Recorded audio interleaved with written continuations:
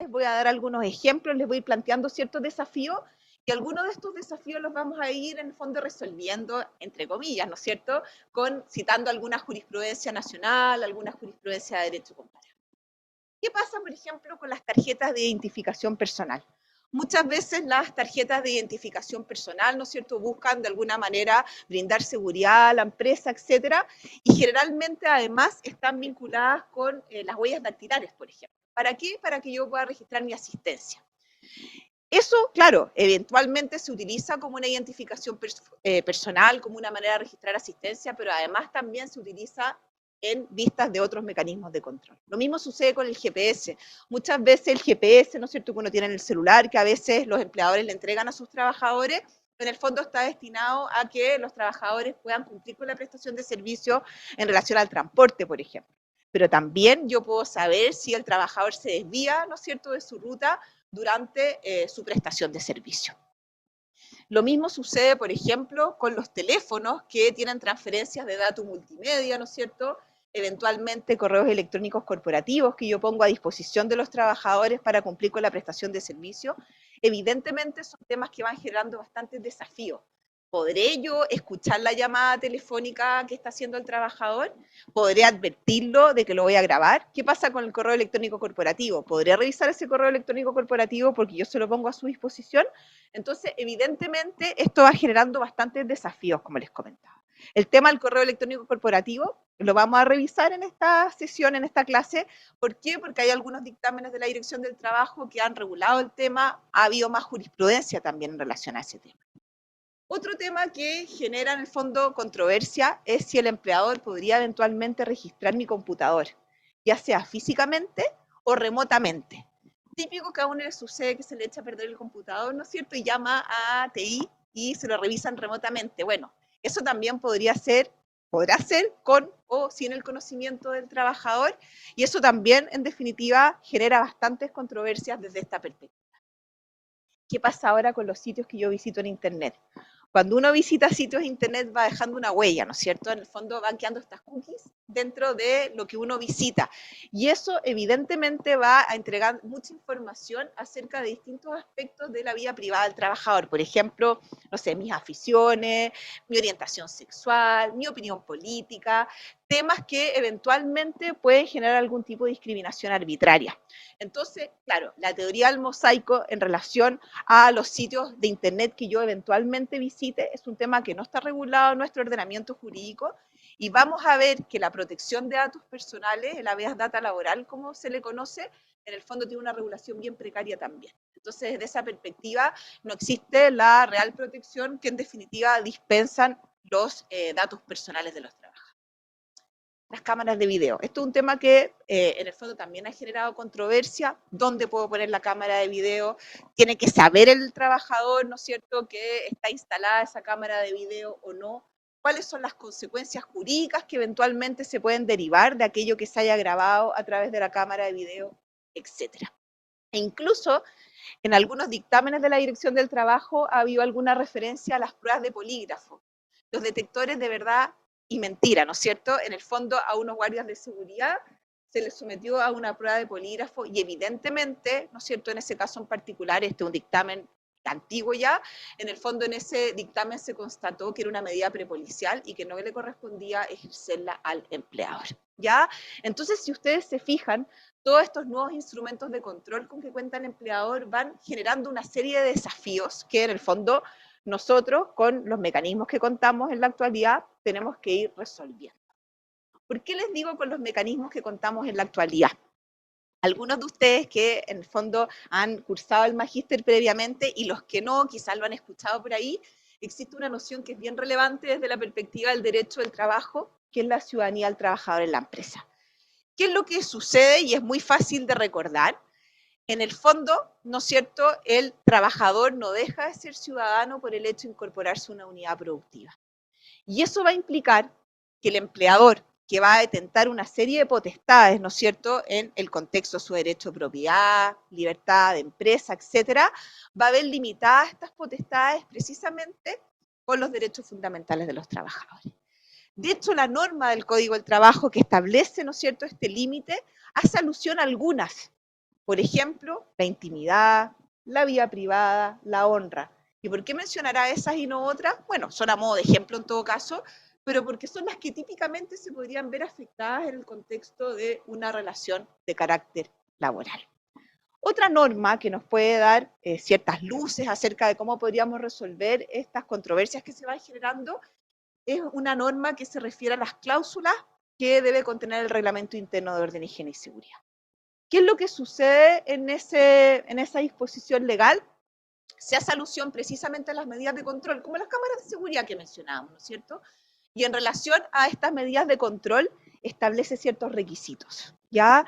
Y estos requisitos son los que también nos van a servir a nosotros cuando eventualmente queramos establecer si en una determinada actividad, si en una determinada empresa podemos implementar algún tipo de control de los que están adscritos como nuevas tecnologías.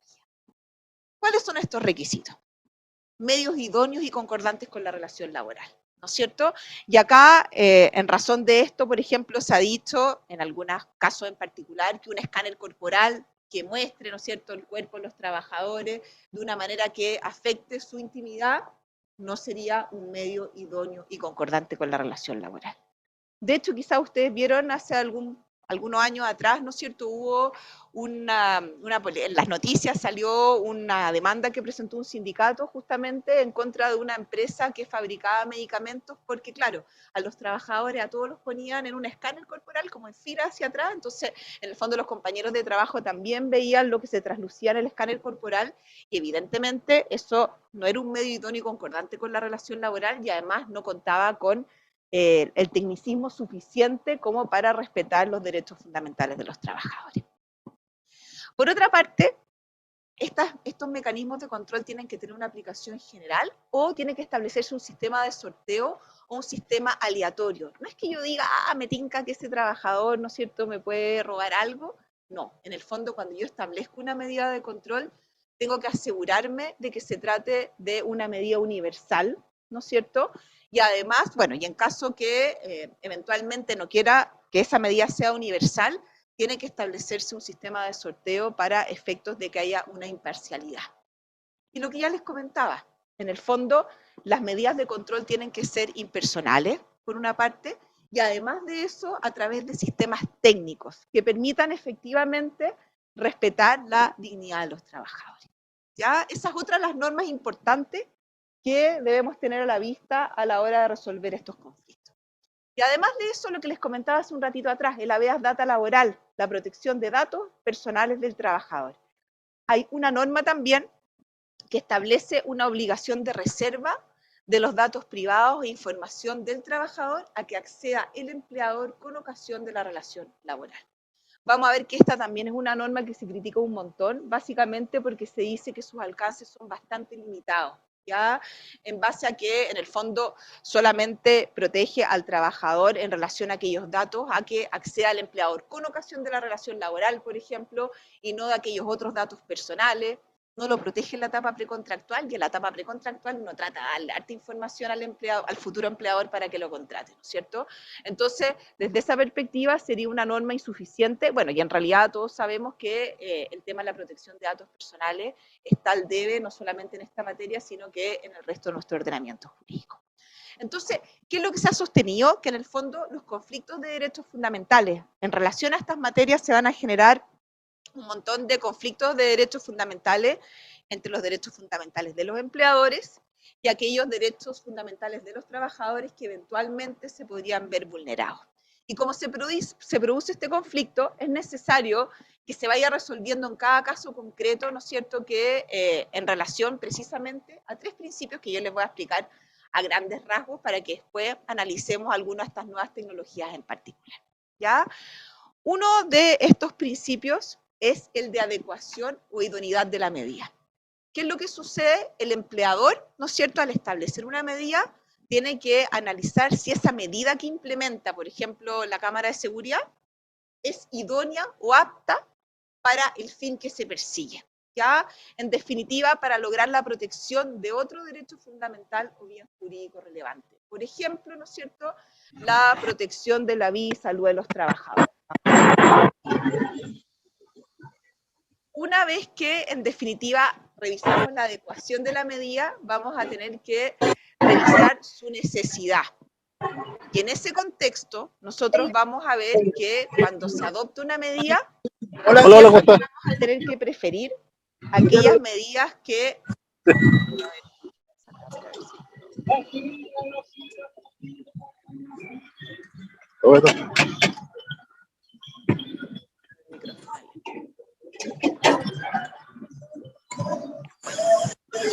Entonces,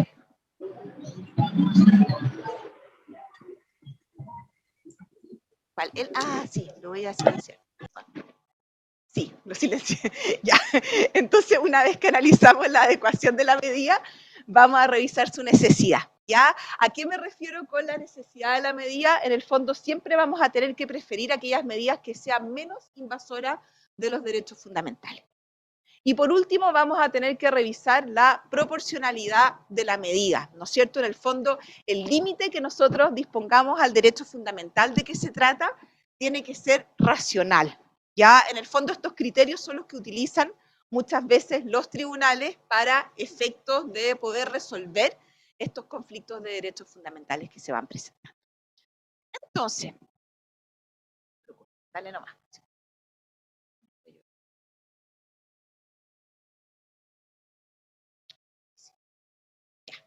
Ahora sí. Entonces, ¿qué es lo que sucede? Vamos a ir revisando ciertos casos en particular en relación precisamente a estas medidas de control que habíamos revisado, que habíamos mencionado. No vamos a revisar obviamente todas por razones de tiempo, pero sí algunas donde, por ejemplo, había algún dictamen de la Dirección del Trabajo, algún fallo de los tribunales de justicia, para que, en definitiva, ¿no es cierto?, ustedes puedan hacerse una idea de cómo se van resolviendo precisamente estos temas. ¿Qué pasa con las cámaras de seguridad? En relación a este tema, se ha dicho que solamente podría haber dos justificaciones para que eventualmente, ¿no es cierto?, se justifique esta cibervigilancia a través de las cámaras de seguridad. ¿Y cuáles serían estas razones? Por una parte, la necesidad de proteger los bienes de la empresa y a las personas de la empresa, vamos a ver en este fallo en particular, y por otra parte, adoptar medidas adecuadas de higiene y seguridad. ¿Ya? Y en ese adoptar medidas adecuadas de higiene y seguridad, incluimos en el fondo este deber que tiene el empleador de proteger eficazmente la vida y salud de los trabajadores. ¿Sí? Para estos efectos, vamos a ver que la jurisprudencia judicial ha sostenido que solamente se justifica en razón de la seguridad de los trabajadores y del proceso de producción, pero no, por ejemplo, para verificar si efectivamente todo el rato, ¿no es cierto?, el trabajador está cumpliendo con la prestación de servicio. En el fondo, no están orientadas a verificar la productividad del trabajador, sino que en definitiva se justifican solo en razón de estos dos objetivos. Entonces, acá yo les voy a poner un ejemplo. En este caso en particular, tenemos una denuncia que interpuso la Dirección del Trabajo por vulneración de derechos fundamentales en contra de una empresa de buses. ¿Qué es lo que pasaba con esta empresa de buses? Había instalado unas cámaras de seguridad, pero además estas cámaras de seguridad tenían instalado un audio, ¿ya? Y habían 3 cámaras de seguridad. Una de ellas, la que tenía el audio, estaba instalada en la cabina del chofer, donde estaba el chofer con su ayudante en el fondo, y la casualidad en el fondo era que la mayoría de estos buses que tenían instalada esta cámara con audio eran aquellos buses que eran manejados por dirigentes sindicales, ¿ya? ¿Qué es lo que pasó en este caso en particular? Bueno, la Dirección del Trabajo denunció por vulneración de derechos fundamentales. ¿Y qué es lo que dijo el fallo? Dijo, la implementación de dicha cámara, como generadora de imágenes solamente resulta objetivamente necesaria por razones de seguridad, lo que habíamos hablado recién, ¿no es cierto? Tanto para tripulantes, pasajeros y terceras personas. Que dichas grabaciones puedan llegar a comprender parte del cuerpo del conductor del bus o su auxiliar es una consecuencia técnica necesaria e inevitable, pero accidental, en cuanto constituyen efectos secundarios. El problema estaba con el sistema de audio. Entonces, ¿qué es lo que sostuvo este fallo? El empleo del mecanismo de audio con que cuenta dicha cámara, que se extienda a todo lo que sucede en la cabina, como yo les había comentado, ¿no es cierto?, nos sirve a la luz de los objetivos o finalidades tenidas a la vista para su implementación. Por lo tanto, se acogió la demanda de tutela de derechos fundamentales, se ordenó el cese inmediato de la conducta que constituía esta vulneración Y en el fondo se ordenó que se retirara el dispositivo de audio de estas cámaras de seguridad que tenían instalado el dispositivo de audio. ¿Ya? Entonces, ¿qué es lo que sucede? Además de este fallo, también han habido algunos dictámenes de la Dirección del Trabajo que nos pueden dar algunas luces en relación a este tema y qué es lo que sucede con las cámaras de seguridad, por ejemplo. ¿Qué es lo que se ha dicho como requisitos específicos de la cámara de seguridad por la Dirección del Trabajo? Dice que no tiene que dirigirse directamente al trabajador, sino que en lo posible en un plano panorámico, ¿ya? Y que si en definitiva se graba también al trabajador, esto tiene que ser una consecuencia más bien accidental. Lo mismo que había dicho este fallo que acabamos de leer, ¿no es cierto? Tiene que ser conocido por los trabajadores, y esto es bien importante, ¿ya? No puede tener un carácter clandestino. ¿Cuál es el instrumento a través del cual los trabajadores van a tomar conocimiento de estas medidas de control? Bueno, el que yo les comentaba, ¿no es cierto? El Reglamento Interno de Orden, Higiene y Seguridad. En definitiva, a través de ese Reglamento Interno de Orden, Higiene y Seguridad se van a implementar los mecanismos de control y además nosotros nos vamos a preocupar de cumplir con los requisitos que se establecen en esa misma disposición legal. Y lo otro es que estas cámaras no pueden estar en lugares de la empresa donde, en definitiva, ¿no es cierto?, que estén dedicados, por ejemplo, al esparcimiento de los trabajadores, y se ponen algunos ejemplos en este dictamen. Comedores, salas de descanso, ¿no es cierto? Bueno, menos los baños, casilleros, salas de vestuario, casa de cambio, etc. ¿Ya? Entonces, desde esta perspectiva, de alguna manera, lo que se va haciendo por la jurisprudencia y por la Dirección del Trabajo es ir especificando los requisitos generales a esta medida de control en particular, ¿ya? Y además de eso, también la Dirección del Trabajo se ha pronunciado acerca de qué vamos a hacer con estas grabaciones que obtenemos con las cámaras de seguridad. Tiene que garantizarse su custodia y almacenamiento, ¿no es cierto? Los trabajadores deben poder acceder a aquellas grabaciones en las que ellos aparezcan o eventualmente autorizar a los dirigentes sindicales para que revisen estas grabaciones. En cuanto a la gestión, en el fondo se remite a esta habeas data laboral y dice que tiene que garantizarse la reserva de la información que se haya recabado a través de las cámaras de seguridad. Salvo, por supuesto, que la grabación sea requerido por un organismo con competencia para ello, por ejemplo, un tribunal, ¿ya? Se tiene que, dentro de un plazo razonable, eliminar la grabación, ya sea destruyendo o regrabando la cinta, y además, en el fondo, hay una declaración de que es absolutamente ilícito, ¿no es cierto?, alterar o manipular el contenido de estas grabaciones, ¿ya? Y además se preocupa de agregar nuevamente que cualquier uso de información de las grabaciones con finalidades distintas de las que motivaron su implementación, las que ya dijimos, ¿no es cierto?, la seguridad, razones técnico-productivas, tiene que ser desestimado. Y pone como ejemplo la adopción de medidas disciplinarias por la actividad de los trabajadores que haya sido captada a través de esas grabaciones. En el fondo, lo que agrega en este caso la Dirección del Trabajo es que si nosotros utilizáramos los resultados de esas grabaciones para adoptar medidas disciplinarias, lo que estaríamos haciendo es elevar a la categoría de principal la actividad de control. Y además estaríamos afectando el derecho a la intimidad de los trabajadores, ¿no es cierto?, anulando todo espacio de privacidad del trabajo, ¿sí?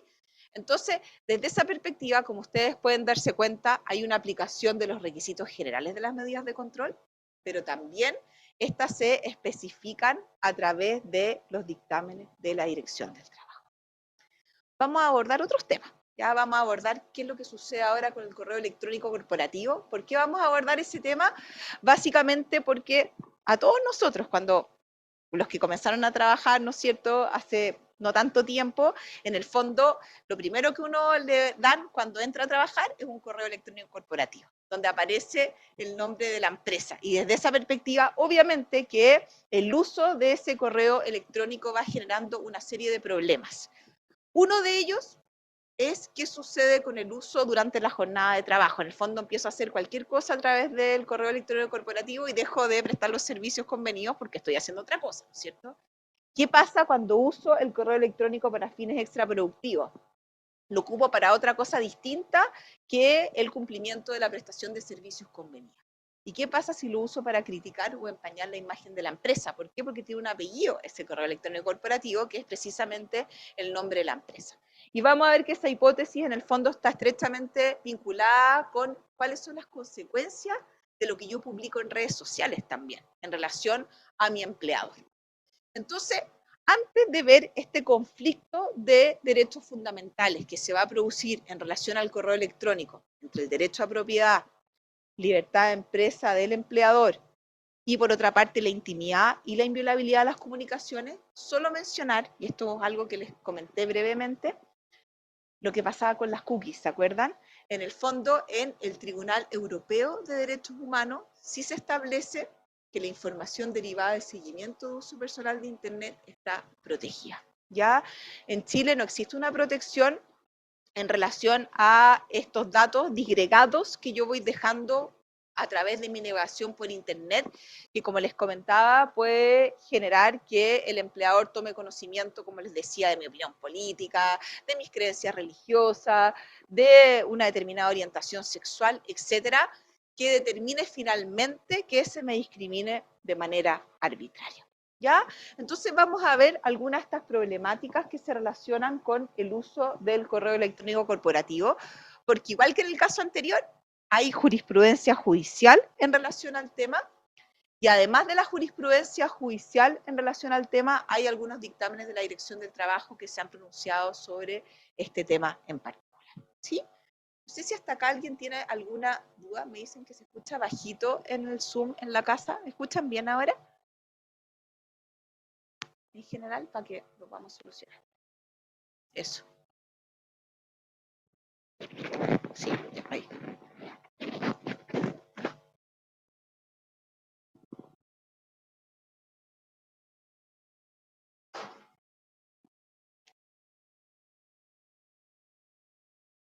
Ya, ¿ahí escuchan bien? Porque subieron el volumen del micrófono, ¿sí? Ya, entonces voy a continuar. Ya, súper bien, gracias. Voy a continuar con el tema del uso del correo electrónico corporativo. Como les comenté yo, lo más probable es que cuando uno comienza a trabajar, lo primero que, ¿no es cierto?, le entreguen es precisamente un correo electrónico corporativo. ¿Por qué? Porque además de poder comunicarme, etcétera, me va a dar acceso a las distintas plataformas, programas, etcétera, de la empresa donde voy a prestar servicio. Y eso forma parte de un derecho que se llama el derecho a la ocupación adecuada y efectiva. En el fondo, yo tengo que cumplir la prestación de servicios para la cual me obligué, por supuesto, ¿no es cierto? Pero el empleador también me tiene que entregar aquellos elementos necesarios para que yo pueda cumplir con dicha prestación de servicios. Entonces, ¿cuál es el conflicto que se presenta acá? Acá, en el caso de los correos electrónicos corporativos, tenemos ciertos servidores, ¿no es cierto?, que en definitiva son de propiedad del empleador. El empleador me entrega el acceso a estos servidores a través del correo electrónico corporativo y en el fondo lo que espera es que a través de ese correo electrónico corporativo yo cumpla con mi prestación de servicio. ¿Qué es lo que podría suceder que en definitiva genere algún resquemor de parte del empleador? Ya vamos a ver qué pasa de parte del trabajador. Podrían acceder virus informáticos, ¿no es cierto?, las redes corporativas internas, dependiendo de lo que yo haga con el uso de Internet, de lo que yo haga con mi correo electrónico corporativo. Y además, como tiene un apellido, ¿no es cierto?, el nombre de la empresa, eventualmente yo me podría ver obligado como empresa a responder por aquello que en definitiva se escriba a través de ese correo electrónico corporativo. Y eso en el fondo genera cierto resquemor en relación a este correo electrónico corporativo. ¿Qué es lo que ha dicho la Dirección del Trabajo en relación a este tema? Acá tenemos que tener en cuenta dos derechos fundamentales de titularidad de los trabajadores que les comenté hace un ratito atrás, el derecho a la intimidad y a la inviolabilidad de las comunicaciones. ¿Ya? Y hubo un primer dictamen de la Dirección del Trabajo, se los menciono, es como antiguo ya a esta altura, del 2002, ¿no es cierto? Pero vamos a ver que después hay uno del 2019 que todavía se remite a este dictamen. Por eso es que, en definitiva, se los menciono. ¿Qué es lo que dice?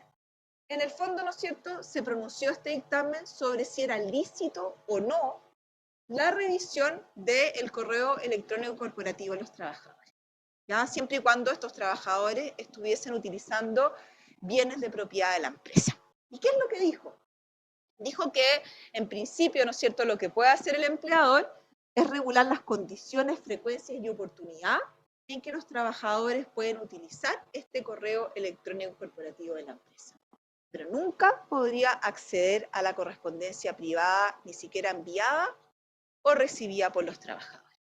¿Y cómo justifica en el fondo este razonamiento? Dice, bueno, normalmente el empleador le entrega, ¿no es cierto?, un mueble al trabajador, un mobiliario, un escritorio, etcétera, y en definitiva, en estos casilleros, escritorios, cajones, el empleador no le interesa saber qué es lo que yo guardo, ¿no es cierto?, en la cajonera que está ubicada en mi oficina. Además, dice que en definitiva le entrega el teléfono, ¿no es cierto?, muchas veces un teléfono fijo, y en realidad, a pesar de que la línea y el número de teléfono le pertenecen al empleador, en principio también les es indiferente aquello que yo hable a través de dicho teléfono. ¿Por qué? Porque todas estas cosas que el empleador pone a disposición de sus trabajadores constituyen una proyección personal de la persona y actividad del trabajador. ¿Qué es lo que agrega este dictamen? Que en el fondo, ¿no es cierto?, la solución podría pasar porque el empleador limite o restrinja el uso de estos medios en ámbitos que excedan a la obligación que contrajo el trabajador. Y en ese contexto tendría que haberle informado oportunamente. Según este dictamen, el mecanismo para informarle al trabajador es específicamente, nuevamente, el Reglamento Interno de Orden, Higiene y Seguridad. Se pregunta el mismo dictamen, ¿podrá hacerse en el contrato individual? No. ¿Por qué? Porque al final, como existe esta desigualdad en el poder negociador de las partes contratantes, el empleado le terminaría imponiendo, ¿no es cierto?, esta limitación o esta restricción. ¿Podrá hacerse en el contrato colectivo? Se pregunta el mismo dictamen. Tampoco, porque en ese caso no hay un control previo de la dirección del trabajo, control que sí hay en caso que en definitiva estemos frente a un reglamento interno de orden, higiene y seguridad. Entonces, da un ejemplo de lo que eventualmente se podría establecer en el reglamento interno de orden, higiene y seguridad. Dice, podría establecerse una cláusula, o sea, en el reglamento interno de orden, higiene y seguridad se podría establecer que todo envío del personal se efectúe con copia a alguna gerencia o unidad de la empresa. ¿Por qué? Porque de esa manera el correo que se enviara desde ese correo electrónico corporativo perdería su condición de comunicación privada, ¿ya? Obviamente que aclara que esta regulación no es aplicable cuando se trata de los correos electrónicos que yo recibo, ¿ya? Eso siempre va a mantener su carácter de privado, ¿sí? Entonces, ese es un primer dictamen de la Dirección del Trabajo sobre este tema, que lo tenemos que entender complementado con este otro, del 2019. ¿Cuál era la cláusula que se consultó a la Dirección del Trabajo si estaba ajustada o no a derecho? La que les voy a leer a continuación. Dice, el Ejecutivo deberá cumplir con las siguientes obligaciones. Utilizar el servicio de correo electrónico provisto por la empresa exclusivamente para fines laborales. Esto es, para llevar a cabo las tareas propias de su cargo. De consiguiente, se deja expresa constancia que todo correo electrónico enviado desde la cuenta de correo electrónico proporcionado por la empresa será copiado en forma automática y depositado en una carpeta al empleador, no teniendo por tanto el carácter de comunicación privada, sino que de registro en la empresa, la que se encuentra plenamente facultada para monitorear y conocer dichos correos electrónicos aún después de terminada la relación laboral. ¿Qué es lo que dijo la Dirección del Trabajo en relación a la licitud o no de esta cláusula?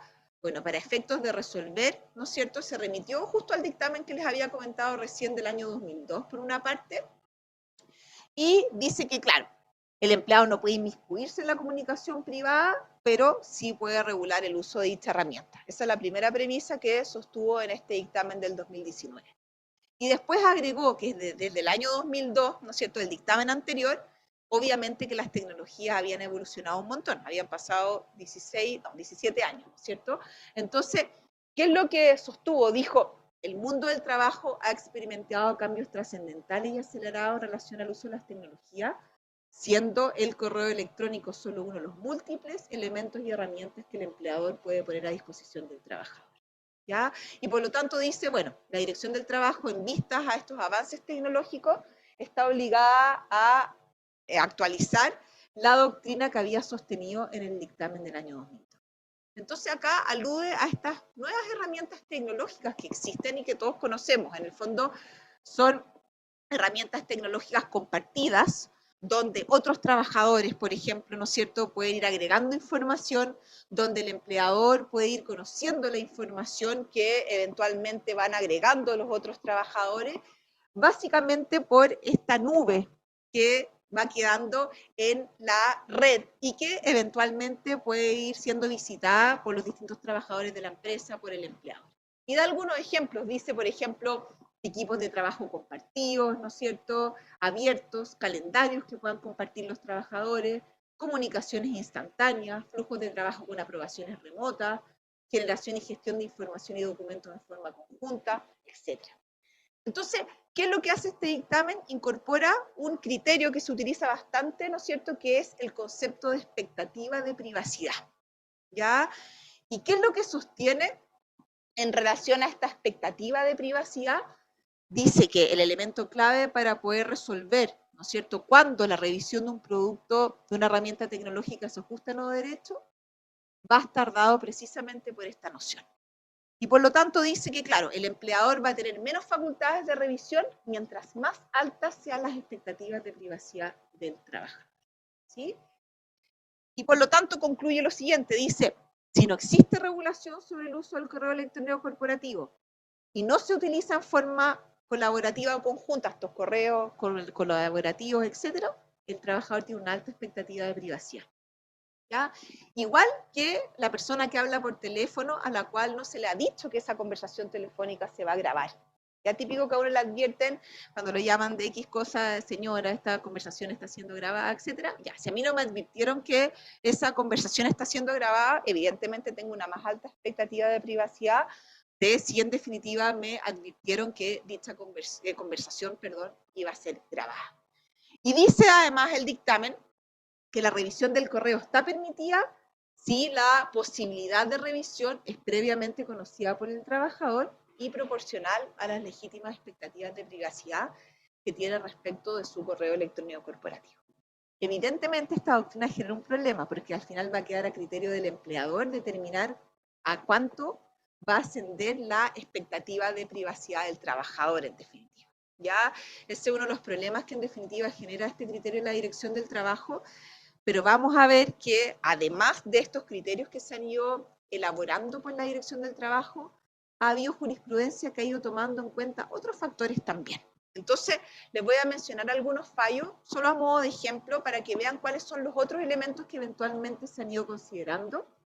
Acá les voy a comentar que despidieron a una trabajadora básicamente por falta de probidad, ¿ya? Y en el fondo, los fundamentos de, en este caso, de la demanda que presentó la trabajadora por tutela de derechos fundamentales, era que los hechos que contenía la carta de despido eran falsos y que además se fundaban en hechos obtenidos a través de sus correos electrónicos. Y por lo tanto, su despido afectaría la inviolabilidad de las comunicaciones. ¿Cómo se defendió la empresa?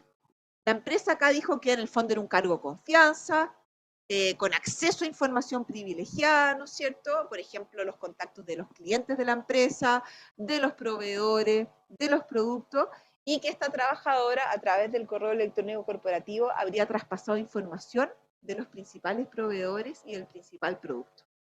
¿Cómo se enteró? Porque en este caso en particular, los trabajadores estaban obligados a reenviar a su empleador los correos que enviaran a través del correo corporativo. ¿Ya? Además funcionaba con un Outlook y sin clave. Y la trabajadora, y a través de este mecanismo se dieron cuenta que la trabajadora se había enviado esta información a su correo electrónico personal. ¿Ya? ¿Cómo resolvió en este caso en particular el tribunal? Les voy a leer parte del considerando para que veamos cuáles son los elementos que se consideran. Se desestimó la acción de tutela. ¿Y qué es lo que se dijo? La demandante estima que esta acción de su empleadora es constitutiva de una vulneración de su derecho a la privacidad al acceder a correos electrónicos privados de ella.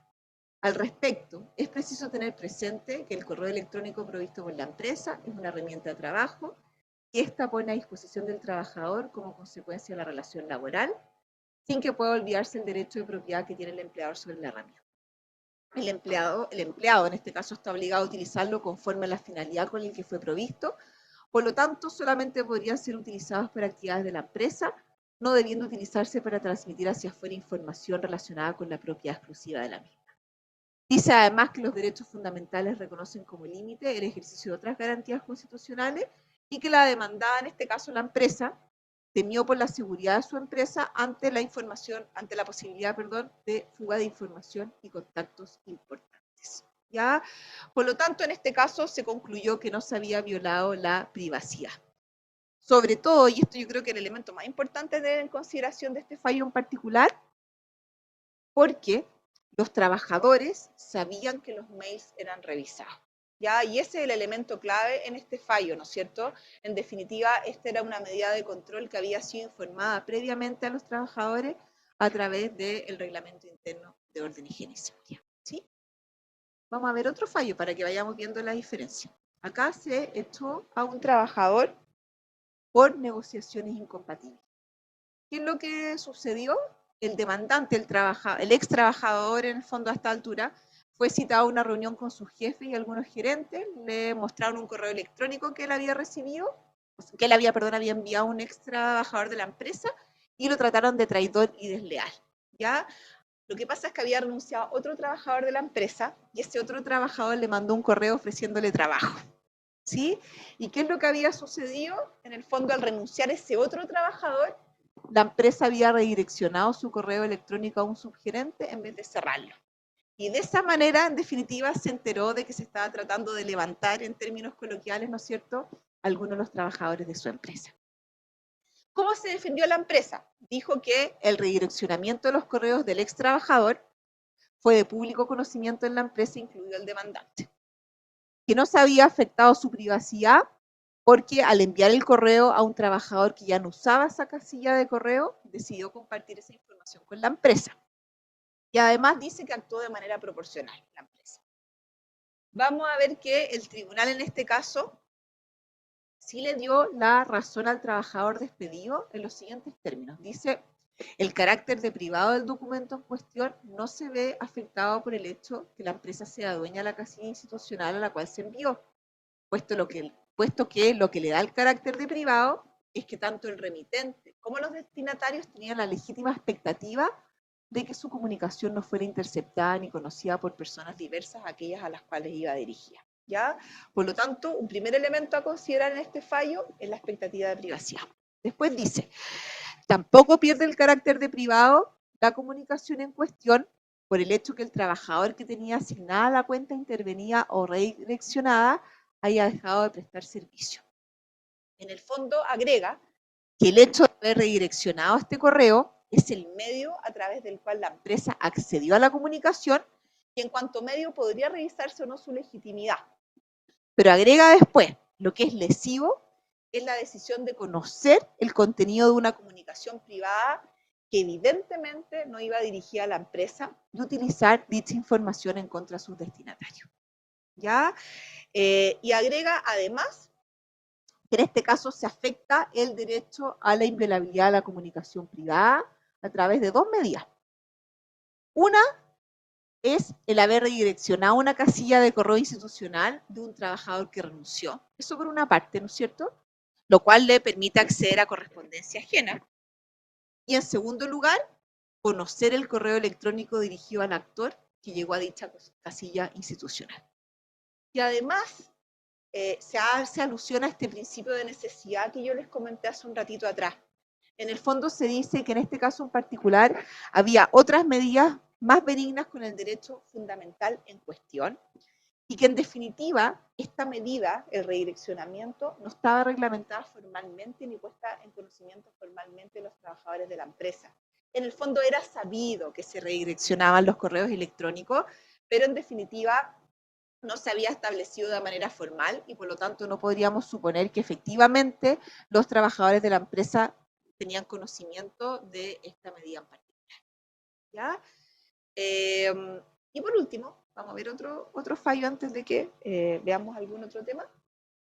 Se le despide en este caso también por negociaciones incompatibles.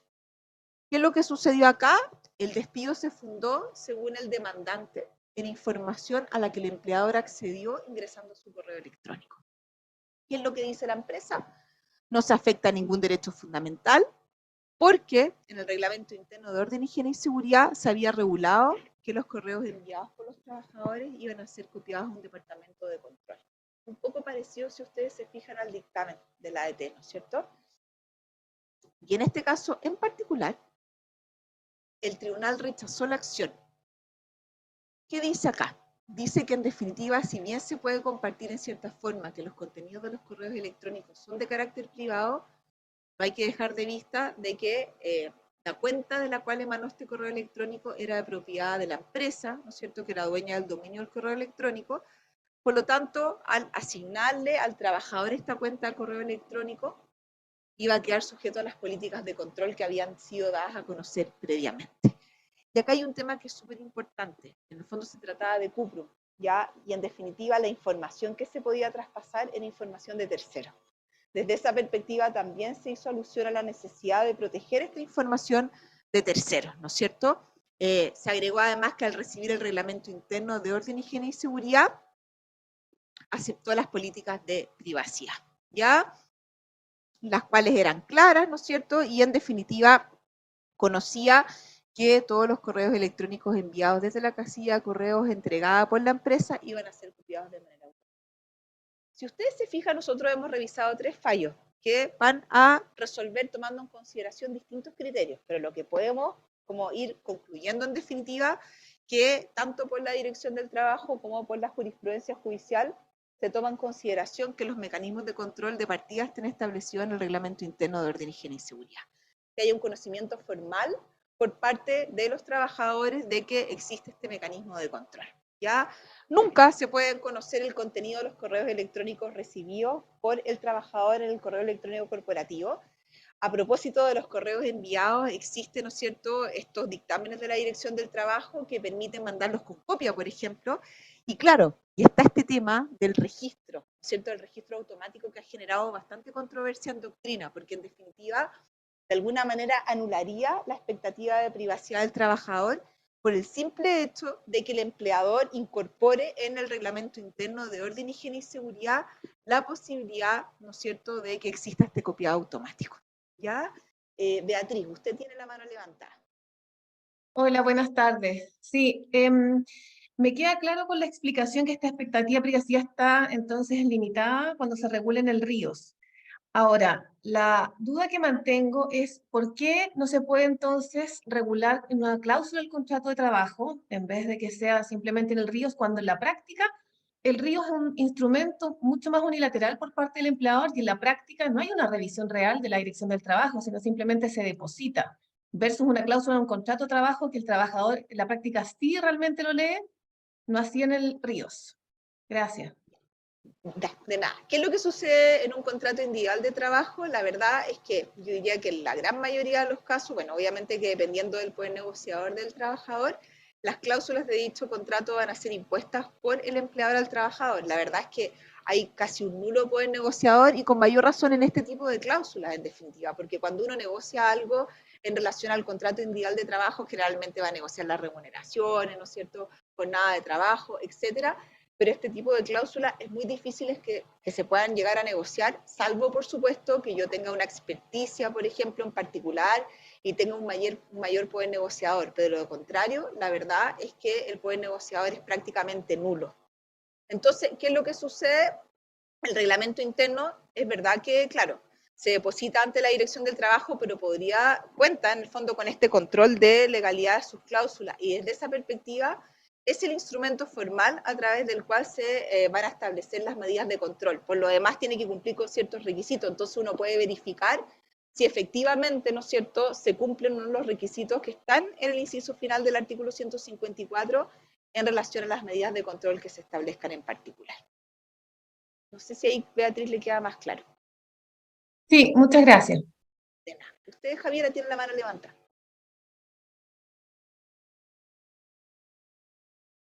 No la escucho, está con el micrófono apagado. ¿Ahí me escucha? ¿Sí? Ahí la escucho bien. Tengo una consulta porque nos pusimos en la hipótesis del término de una relación laboral y que un trabajador saliera de la empresa. Pero ¿qué pasa si, por ejemplo, un trabajador se encuentra con licencia médica y no resulta posible, o sea, en realidad resulta necesario acceder a los correos que ha recibido en su correo electrónico, no se le puede consultar al trabajador porque se encuentra con licencia médica, y en este caso es información relevante para la empresa, por ejemplo, que ha recibido de terceros. ¿Cómo se soluciona este conflicto de intereses tratándose de una situación en que un trabajador sigue vinculado con la empresa, pero se encuentra con justificación, por así decirlo, porque se encuentra con relación suspendida por estar con licencia médica? Una súper buena pregunta. En ese caso en particular, mi sugerencia es que obviamente que van a haber ciertas labores que eventualmente podrían recabar información que pueda ser más relevante o esencial. Eso no va a suceder respecto a todos los trabajadores, ¿no es cierto? Entonces, eventualmente hay cierta información que debiese a lo mejor recabarse a través de otro mecanismo distinto, o eventualmente establecerse algún mecanismo en el reglamento interno de orden, higiene y seguridad que no diga relación con acceder al correo electrónico, donde eventualmente yo pueda tomar conocimiento de estas situaciones precaviéndolo de antemano. No cuando eventualmente el trabajador tenga la licencia médica. Entonces, claro, si a mí en mi empresa ya me pasó esto, ya sé que eventualmente hay ciertos cargos que podrían tener cierta información importante en sus correos electrónicos.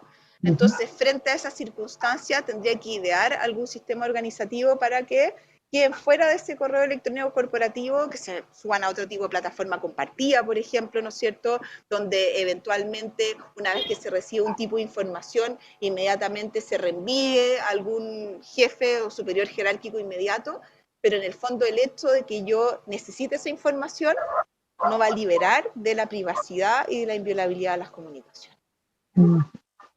Muchas gracias. Por acá también tenía una pregunta. Sí. Bueno, quería ver si se podía explayar en lo último que estaba hablando antes de las preguntas. Me refería a la copia y el registro de los correos de los trabajadores, porque para mí eso es como automáticamente una baja de la expectativa de la privacidad, aun cuando se informe de antemano en el reglamento interno. La verdad es que creo que este copiado automático que hace es de plano la expectativa de privacidad del trabajador. ¿Cuál es la diferencia? Porque en el fondo es hasta otro examen del trabajo donde me podrían enviar con copia, porque cuando yo envío con copia, en el fondo hay cierta conciencia de lo que estoy enviando. Y eso hace que el trabajador tenga, que esta es una opinión personal en todo caso, que el trabajador tenga una actitud más reflexiva en torno a cuál es la información que está enviando. A diferencia de cuando se produce un copiado automático, que en el fondo es este sistema de registro al que se está haciendo alusión en esta jurisprudencia. Entonces, ¿qué es lo que sucede en este caso? Si bien, como vimos, hay jurisprudencia que lo ha aceptado, hay dictámenes de la Dirección del Trabajo que también lo han amparado, la verdad que el registro automático al final deja sin, o sea, como que hace que pierda todo sentido en la noción de expectativa de privacidad. No sé si con eso le aclaro. Sí, está bien, gracias. Entonces, ya vimos qué pasaba con... me faltaba decir algo cortito. Esto solamente se los menciono, quizás muchos de ustedes ya lo habían escuchado. Hay un hito fundamental en materia de correo electrónico. Es un caso que se llama Bargulescu versus Rumania, es del 2017, ¿no es cierto? Acá, en el fondo, se había vigilado los mensajes enviados por un trabajador a través de medios propios de la empresa y se accedió al contenido de estos mensajes, ¿ya? ¿Y qué es lo que sucedió? El trabajador no había sido informado previamente de esta posibilidad. Incluso en este caso había una normativa en la empresa que prohibía su uso, pero no había sido informado previamente. Y este es uno de los principios fundamentales en materia que estamos estudiando. Acá se entendió que el Estado de Rumania había vulnerado el artículo 8 del Convenio para la Protección de los Derechos y las Libertades Fundamentales, que dice que toda persona tiene derecho al respeto de su vida privada y familiar, de su domicilio y de su trabajo. ¿Sí? Profesora, una pregunta. Sí. En caso de que se termine la relación laboral, pero todavía no se firme finiquito, ¿se puede, de todas formas, el empleador puede ingresar al correo electrónico del trabajador? No, porque es verdad que terminó la relación laboral, pero en definitiva lo que procedería en un caso así es que se cierre el correo electrónico y que eventualmente ¿y qué es lo que pasa generalmente? Cuando despiden a una persona en ese mismo minuto, poco menos le entregan las cosas y le cierran el correo electrónico. Claro. Entonces, ¿qué es lo que pasa? Si es que hay alguien que manda un correo electrónico desde afuera, que eso es lo que uno no quiere perder como empresa, obviamente, información que eventualmente podría llegar, hay mecanismos para que se redirijan algunos de esos correos electrónicos donde aparece un mensaje, no que se redirijan, perdón, que se mande un mensaje que dice el usuario no tiene esta dirección de correo electrónico, mándele a tal correo electrónico. Entonces, desde esa perspectiva, evitamos esta dificultad, esta controversia que se puede generar precisamente por la afectación del derecho a la intimidad al final de ese trabajo. Y además hay que tener presente que la relación laboral termina cuando se pone término al contrato, el finiquito es posterior. Entonces, si firma el finiquito, yo puedo ingresar libremente al correo electrónico. Yo diría que tampoco, porque sigue manteniendo el carácter de privado que tiene como correspondencia en definitiva. Pero eso ya no sería en sede laboral, o sea, como qué consecuencia no me sería podría laboral, traer. pero igual, a pesar de que hay, súper discutible lo que le voy a decir, pero a pesar de que hay ciertas hipótesis que está firmado el finiquito, cuando hay afectación de derechos fundamentales, cada vez más los tribunales aceptan que se presenten demandas de tutela en definitiva aún con finiquito firmado. No es algo genérico, en general el finiquito tiene este poder liberatorio que todos sabemos, pero en el fondo es un riesgo. Y desde esa perspectiva es mejor no correr ese riesgo y en definitiva cerrar el correo y seguir un conducto regular que permita que la empresa no pierda la información que quiere obtener, que eso es lo relevante para la empresa, y que por otra parte se resguarde la intimidad de ese trabajador. Es trabajador a esta altura. Claro, gracias. Ya. Entonces, otro tema. Vamos a ver, voy a hacer un breve comentario a propósito de la protección de datos personales. ¿Qué es lo que decía este artículo 154 bis? Que el empleador tiene que mantener reserva de toda la información y datos privados del trabajador a que acceda con ocasión de la relación laboral. ¿Cuál es el problema acá? En el fondo se dice que es una norma extremadamente limitada. ¿Por qué? Porque solamente se refiere a la información que en el fondo recabe el empleador al suscribir el contrato o producto en definitiva de las obligaciones de seguridad social, ¿no es cierto? Y aquella información que en el fondo se vaya recabando con ocasión de la relación laboral durante su vigencia. Pero ¿qué es lo que no protegería? Información privada de titularidad del trabajador. El mosaico, por ejemplo, que comentábamos hace un rato atrás. Comunicaciones personales, ¿no es cierto?, del trabajador. Datos personales disgregados y derivados producto de la navegación de Internet, ¿no es cierto?, vinculado con los que les decía recién del eventualmente toda esta información quedaría sin protección y lo otro que eventualmente quedaría desprotegido es lo que pueda recabar el empleado en la etapa precontractual, como les había mencionado hace un rato atrás.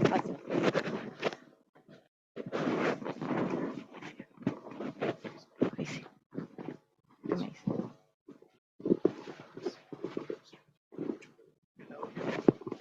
Ya, ahí sí. Ya, ahí sí. Entonces, ¿qué es lo que estaba diciendo? Voy a retomar para los que no escucharon la última parte. En el fondo, esta norma es limitada en sus alcances, básicamente porque no incluye la información privada del trabajador, comunicaciones personales y esta teoría del mosaico que les había explicado. Y lo que les estaba diciendo recién era que tampoco se incluye aquella información que recabe el empleador en la etapa precontractual. ¿Ya? Y la verdad es que uno va a tratar de entregar un montón de información en la etapa precontractual precisamente para que lo contraten, ¿no es cierto?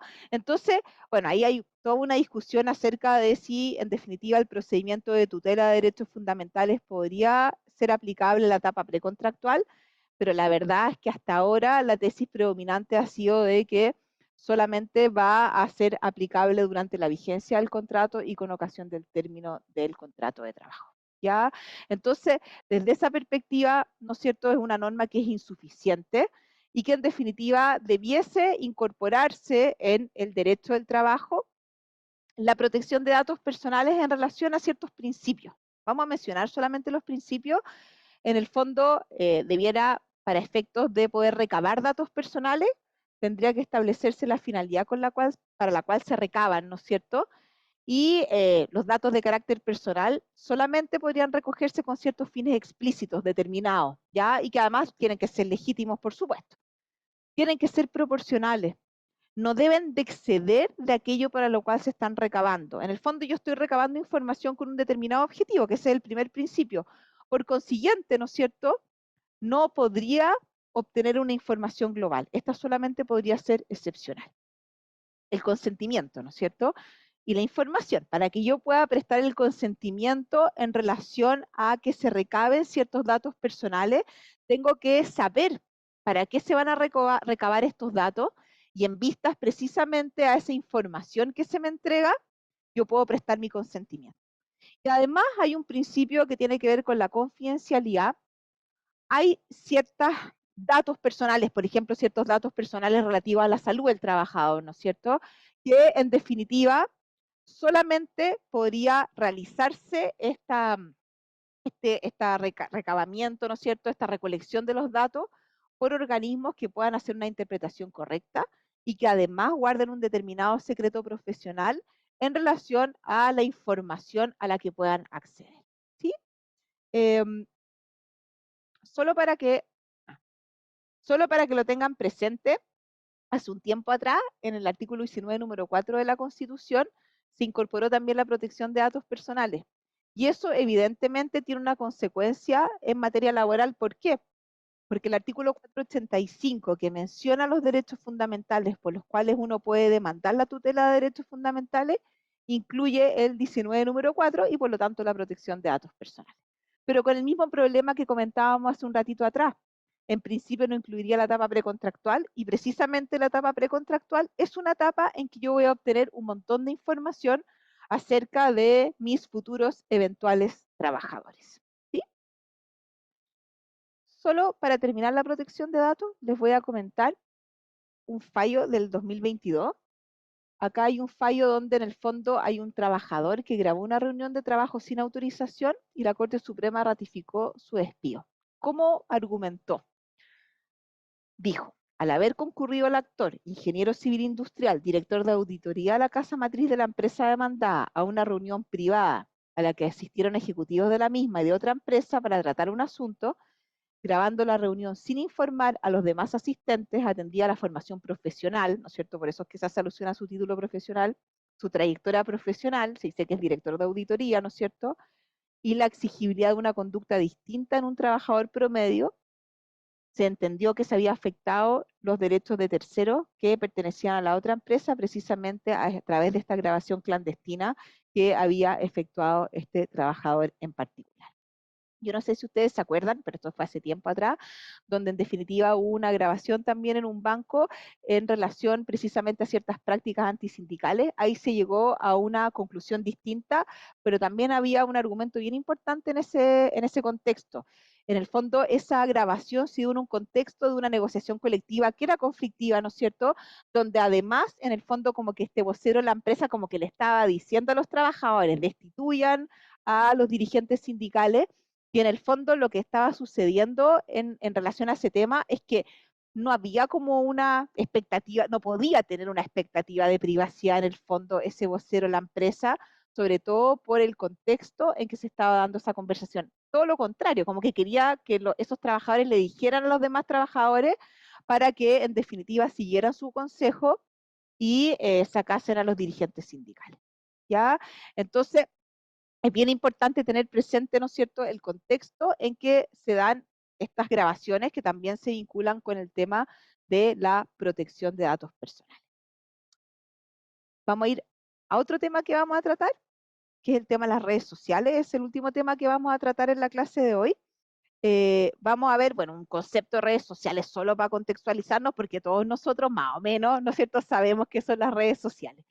¿Qué es lo que pasa con las redes sociales? Se dice que es un sistema de interacción social y abierto y en permanente construcción que permite el intercambio dinámico entre personas, grupos, instituciones, que en el fondo se van identificando en función de ciertas necesidades, ¿no es cierto?, gustos, problemas, intereses, etcétera, y que se van organizando para potenciar sus recursos. Y dentro de las redes sociales online, que son las que nos interesan a nosotros, hay dos características que son las que en definitiva van a generar todas estas controversias que tiene que ir resolviendo el derecho del trabajo. Por un lado, hay un intercambio de información simultánea con un montón de personas, ¿cierto? En el fondo, los miembros de esa red social no están presentes físicamente, pero en una velocidad abismante, ¿no es cierto? Yo puedo intercambiar información y claro, hay una ficción de privacidad, pero es solo una ficción. Y vamos a ver que también cobra relevancia las políticas de privacidad, por ejemplo, en las redes sociales. Y además, obviamente que, y esto lo hemos visto todo el tiempo, hay una divulgación de información de carácter personal sin precedentes, algo que no se había visto previamente. De hecho, yo a través de las redes sociales, muy rápidamente, puedo en definitiva divulgar información de carácter personal e incluso de terceros, ¿no es cierto? Lo que evidentemente es un riesgo importante. Lo hemos visto a propósito de muchos temas y en el fondo está presente como en las FUNA, en todas esas cosas, ¿no es cierto? Precisamente este tema donde eventualmente se va a divulgar este tipo de información. Entonces, ¿cuál es el riesgo que se genera? La privacidad. Ese es el mayor riesgo. Vamos a ver que también acá cobra especial relevancia otro derecho fundamental que no hemos mencionado todavía, que es la libertad de expresión, ¿ya? Pero lo que más se va a ver en riesgo acá es evidentemente la privacidad y este otro derecho a la libertad de expresión. Acá me preguntan no había visto esta pregunta, la voy a aprovechar de contestar y después sigo con el tema de las redes sociales. Les voy a leer la pregunta para los que están acá en la sala. Dice, ¿qué pasa si el dato se recolecta durante la etapa precontractual, pero la utilización del mismo se realiza durante la etapa contractual? Por ejemplo, certificados de antecedentes y o certificados médicos.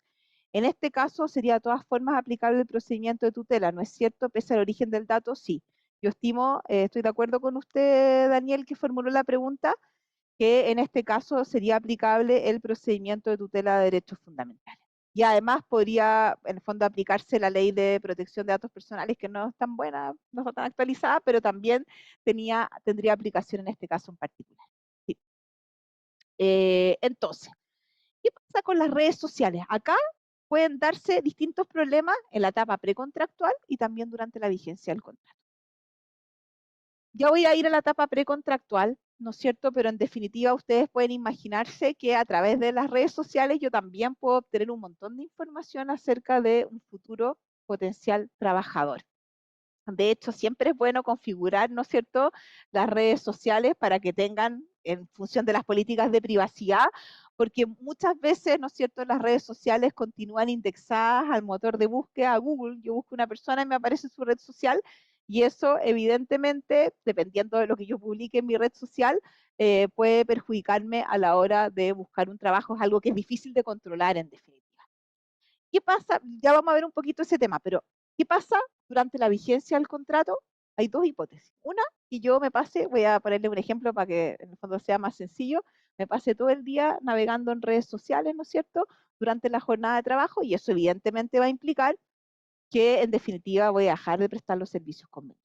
Pero también podría suceder que me metiese, ¿no es cierto?, un segundo a poner un me gusta típico que ahora está tan de moda, ¿no es cierto?, en una red social, y eso no vaya en detrimento de mi productividad, por ejemplo.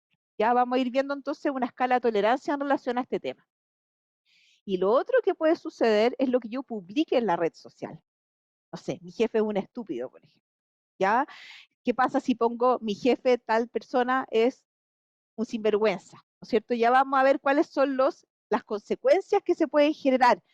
¿Qué pasa si yo subo, que es súper frecuente, y uno todos lo vemos en las redes sociales, alguna opinión política? Ya, que pasa mucho, es algo que ha sucedido mucho ahora en este último tiempo, que las personas suben, ¿no es cierto?, su opinión política apoyando a una u otra tendencia. Entonces, desde esa perspectiva pueden haber ciertas represalias, vamos a ver en función precisamente de lo que publiquen las redes sociales, y vamos a ver en definitiva cómo se va resolviendo ese tema en particular. ¿Sí? ¿Qué pasa entonces vamos a comenzar con el acceso a las redes sociales durante la jornada de trabajo? Y acá tenemos, ¿no es cierto?, por una parte el derecho a la intimidad del trabajador, a la libertad de expresión versus ciertas potestades del empleador. Acá hay, bueno, ustedes saben, ¿no es cierto?, que el empleador tiene una potestad de mando, ¿no es cierto?, de dirección, tiene una potestad reglamentaria, tiene una potestad disciplinaria. ¿Qué pasa acá? Obviamente que en un principio uno podría pensar si el empleador puede controlar el uso de las herramientas informáticas que pone a disposición de los trabajadores, ¿no es cierto? Porque como ya lo habíamos dicho, más que mal, esto podría influir en la seguridad informática de la empresa, ¿no es cierto? Podría influir también en la productividad del trabajador, en el ejemplo extremo que yo les ponía de que en definitiva esté todo el rato, ¿no es cierto?, en redes sociales. Eventualmente podría imponer algún grado de sanción, sobre todo, y es indispensable, vamos a ver, que la limitación en su caso o la prohibición del uso de redes sociales haya sido informada formalmente. lo mismo que vimos a propósito del correo electrónico corporativo, a través de la potestad reglamentaria, en el reglamento interno de orden, higiene y seguridad. Y en caso que se haya establecido una limitación o una prohibición en su caso, tendría que establecerse también una sanción.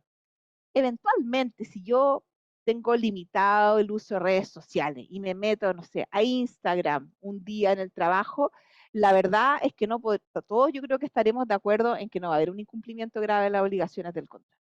Puede haber un incumplimiento, sí, que a lo mejor amerite algún grado de amonestación, etcétera, pero un incumplimiento grave de las obligaciones del contrato que amerite un despido disciplinario, la verdad que no, sí. Profesora, Sí. hablando de eso del incumplimiento grave que podría generar que una persona esté todo el día en redes sociales en vez de estar cumpliendo las funciones que están establecidas en su contrato de trabajo, en la práctica, como empleador, si yo quiero sancionar eso, la prueba que puedo tener para acreditarlo es muy difícil, porque yo digo como, no sé, por ejemplo, alguien de una tienda, que hay una cámara que es panorámica, que está debidamente informada en el reglamento interno por temas de seguridad, ¿cómo yo voy a acreditar que esa persona, que probablemente, y si nosotros los vemos cuando vamos a algún local, qué sé yo, están en redes sociales, en vez de estar como quizás como atendiendo al cliente, etcétera?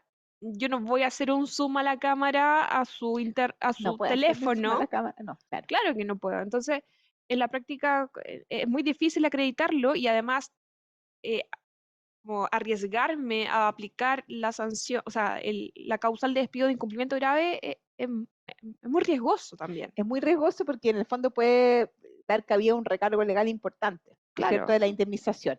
Sí, vamos a ver que en Entonces, derecho comparado han habido varias sentencias en torno precisamente a este tema, que generalmente, claro, algunas dan lugar al despido por incumplimiento, en otros casos no, y en definitiva depende de todos estos criterios que vamos como mencionando. En el fondo estaba en el reglamento interno, no dice el reglamento interno específicamente, pero estaba informado formalmente al trabajador, fue en el fondo que se metió una vez o reiterativamente se dieron cuenta de que en definitiva dejaba de cumplir su prestación de servicios por estar navegando en redes sociales, pero sí, si usted en el fondo como que asesora a una empresa que tiene una tienda, evidentemente a través de la cámara de seguridad no va a poder aplicar esa sanción. Entonces, lo que hay que tener presente es que acá la OIT ha ido desarrollando una serie de principios. ¿Y qué es lo que dice? Que la vigilancia de partida no puede ser indiscriminada. ¿Ya? Que la vigilancia no informada es muy excepcional, ¿no es cierto?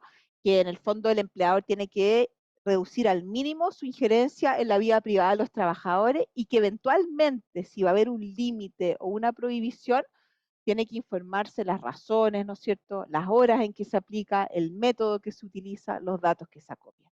Obviamente que es mucho más fácil cuando la persona se mete a las redes sociales a través del computador de la empresa, porque además de poner en el reglamento interno de orden, higiene y seguridad, hay un efecto práctico, puedo bloquear. Supongamos que yo prohíbo el acceso a redes sociales, ¿ya? Yo podría eventualmente en el computador de la empresa bloquear el acceso a redes sociales. Pero claro, el tema pasa porque todos tenemos nuestro celular personal, ¿no es cierto?, cuando estamos en nuestro lugar de trabajo, y a través de ese mecanismo mucho más difícil en el fondo fiscalizar lo que está haciendo el trabajador. Por eso creo yo, y esto es una opinión personal, que es mejor que haya una escala de tolerancia, porque en definitiva hay este tema que viene ahora, hay ciertos momentos, ¿no es cierto?, donde se producen ciertas naturales pausas dentro de la prestación de servicio y que no tienen por qué ser conocidas por el empleador. ¿A qué me refiero? Ya, en el fondo cuando es un trabajo, ¿no es cierto?, donde no hay tecnología, uno típico que se toma el café con la compañera de trabajo, aprovecha a llamar a su casa para ver, no sé, si los hijos están haciendo las tareas, etcétera, etcétera, etcétera. Y eso se conoce en doctrina como licencias comportamentales. Obviamente que con el advenimiento de las nuevas tecnologías se han ido acuñando otros términos, por ejemplo, como y descanso. Dice que dentro de la jornada de trabajo el trabajador puede usar su equipo, el celular personal, por ejemplo, o los del empleador para acceder a su correo electrónico personal, ¿no es cierto?, redes sociales o simplemente navegar por internet. El tema es que, claro, evidentemente esto no debe afectar el derecho a la buena, o sea, la buena fe tampoco. En definitiva, esto se puede realizar, pero tiene que ser razonable, ¿no es cierto? En definitiva, por eso es que se habla de esta escala de tolerancia y de cierta razonabilidad. ¿Por qué? Porque también está el principio de buena fe, que en definitiva obliga a ambas partes, al empleador y al trabajador, y en ese contexto nosotros podríamos decir que desde la perspectiva del trabajador no tiene por qué usar en su propio beneficio los recursos que le entregue el empleador para cumplir con la prestación de servicio.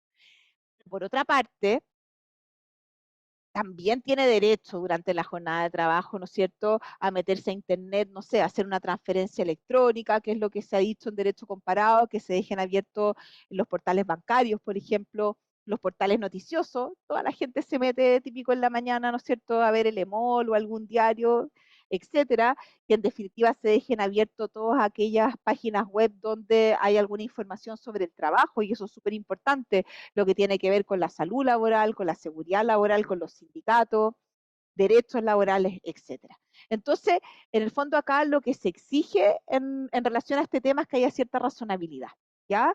Y por eso, vamos a ver estos fallos, pero voy a ir un poquito más adelante, que en el fondo, dentro de las conclusiones que nosotros podríamos recabar, es que se prefiere que se restrinja el acceso que vigilar al trabajador. Eso de todas maneras. ¿Cuál es el mecanismo para establecer estas restricciones o prohibiciones? Ya lo habíamos dicho. El Reglamento Interno de Orden, Higiene y Seguridad. Podrían ser otros, código de conducta, ¿no es cierto? El Reglamento de Higiene y Seguridad de la Ley de Accidentes del Trabajo, pero la verdad es que el que más me conviene por lejos es el Reglamento Interno de Orden, Higiene y Seguridad. ¿Ya? Y en ese caso en particular me tengo que preocupar de que se cumplan con estos requisitos del artículo 154. Y además, esta escala de tolerancia que yo les comentaba. ¿Ya? En el fondo, yo recomendaría, si me preguntaran, que se dejara la posibilidad que el trabajador se meta a su banco, ¿no es cierto?, no sé, a las páginas web de las noticias, correos electrónicos personales, a todos los otros que yo eventualmente considero aceptables. Y va a depender de la prestación de servicio. Una cosa es que yo trabaje, ¿no es cierto?, en una urgencia hospital y por estar tonteando, bueno, y que han habido videos de TikTok y todo que se han grabado en salas de operaciones, en el fondo por estar haciendo tontera, vaya a producirse algún daño en la vida y salud del paciente, por ejemplo. Y otra cosa es que trabaje en una tienda y no entre nadie, y qué bueno que el trabajador por mientras se pueda entretener visitando redes sociales, ¿ya? Entonces, bien, esto va a depender de la prestación de servicios que se desarrolle. Y obviamente que lo que se ha dicho un montón en derecho comparado es que hay ciertas páginas que se pueden restringir de todas maneras, no sé, contenido pornográfico, terrorista, juegos online, típico que había como unos juegos de casino también, ¿no es cierto? También las redes sociales, etcétera. Y justamente en vista de esta escala de tolerancia, las sanciones también debieran ser graduales. ¿En función de qué? En función básicamente de si hay reincidencia, por ejemplo, del perjuicio que ocasiona la empresa a través del uso de estas redes sociales, etcétera. ¿Ya? Entonces, justo que yo le había dicho, voy a leer algunos fallos cortitos de derecho comparado, como para que se hagan una idea de lo que se ha ido diciendo, porque en el fondo nos van dando ciertas luces acerca de cómo se podrían ir resolviendo estos conflictos en Chile. Bueno, en una primera sentencia se ratifica la procedencia de un despido disciplinario por un acceso abusivo a redes sociales. Facebook, en ese caso, y Twenty, no lo conozco yo, pero durante el horario de trabajo, se entendió que había un incumplimiento grave y culpable de las obligaciones, quebranto de buena fe y abuso de confianza. Y además, claro, acá se acreditó que la empresa había realizado previas advertencias al trabajador para que cesara su conducta. Así que si ustedes se fijan, ahí se estaría cumpliendo como con una escala de tolerancia. En el fondo uno podría asimilarlo a que a lo mejor habían varias cartas de amonestación previas, por ejemplo, y que había en definitiva un aviso formal de esta limitación. Después, declara procedente el despido de un trabajador por acceder durante su jornada a webs ajenas a la actividad laboral Facebook, aun cuando la empresa había establecido las reglas de uso de recursos informáticos en las que se advertía expresamente que el uso del computador era para fines exclusivamente laborales y se prohibía el acceso a determinadas páginas web. Lo que habíamos dicho, ¿no es cierto? Se prohibía el acceso a redes sociales a través de un mecanismo formal. En vista de ese incumplimiento, ¿no es cierto? En este caso se despidió al trabajador. Este es como, yo no sé si ustedes han escuchado, no me acuerdo el nombre, pero hay ciertas redes sociales que en algún momento, cuando estaba como más de moda Facebook, que ahora está como más pasado de moda, en el fondo lo bloqueaban en las empresas y los trabajadores se metían de manera remota a otra página que bajaban como un Facebook remoto, ¿ya? Esta hipótesis es súper similar a eso, porque dice, era un informático que, claro, no, sí, sí, ya. era un informático que visitaba páginas web y redes sociales a través del servidor de un cliente de la empresa, ya que a pesar de que la empresa no disponía de políticas internas de uso de herramientas de trabajo, cuando el trabajador intentaba acceder a redes sociales o de ocio, aparecía un aviso que indicaba que dicho acceso estaba prohibido. Entonces estaban bloqueadas las páginas y como se dio cuenta que estaban bloqueadas, bueno, en vez de bajar un programa remoto, se empezó a meter por el servidor de un cliente. ¿Ya? Y acá, en el fondo, se declaró improcedente el despido de un trabajador que visitaba webs con fines particulares durante la jornada. Acá se toma en consideración el elemento gravedad. Se entendió que la conducta no revestía gravedad suficiente y la empresa no había realizado advertencias sobre restricciones a este respecto, ni había informado sobre la facultad de control de las herramientas de trabajo. Entonces acá, en el fondo, no había información previa, ni tampoco había advertencia. Y eso tiene que ver muy parecido a lo que eventualmente podría suceder en el caso chileno. No podríamos aducir que en el fondo hay un incumplimiento grave si en definitiva no está informado formalmente y además no hay una advertencia previa de que en definitiva esta es una conducta que le parece que es incumplidora por parte del empleado. Entonces, dicho eso, que ya se los comenté, sí, dígame nomás. Una pregunta. ¿Cuál sería la manera más sutil y menos confrontacional de ir dejando constancia de estas cosas en una empresa? Si, por ejemplo, no bastase con que el computador lo que registre es ese registro no que hace en el tiempo, y hay temas de redes sociales, por ejemplo, uno está obligado a mandar un correo, quizá, eso es lo único, o uno podría alguna suerte de acta o algo por el estilo. Ya, el mecanismo formal sería, por una parte, que en el fondo la prohibición o limitación está en el reglamento interno de orden, higiene y seguridad. Ese es como el instrumento para como advertirle a los trabajadores y quizás uno podría además, porque muchas veces en el fondo uno le entregan el reglamento interno y nunca lo leyó, pero se presume que en el fondo uno toma conocimiento de lo que aparece en dicho reglamento interno. Entonces, a lo mejor dentro de estas políticas como informática, se podría hacer algún tipo de capacitación, mandar un correo además reforzando lo que aparece en el reglamento interno de orden, higiene y seguridad. Eso como desde una perspectiva de una política como organizacional.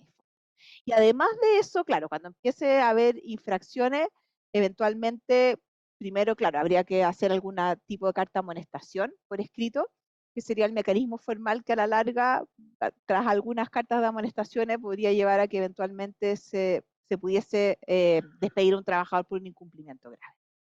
Sí, y mi opinión, esto ya es como personal, si yo no quiero que vean las redes sociales, yo creo que en muchos casos es bueno que los trabajadores puedan acceder a redes sociales a todo esto, porque en el fondo igual es como un descanso entre medio de la jornada.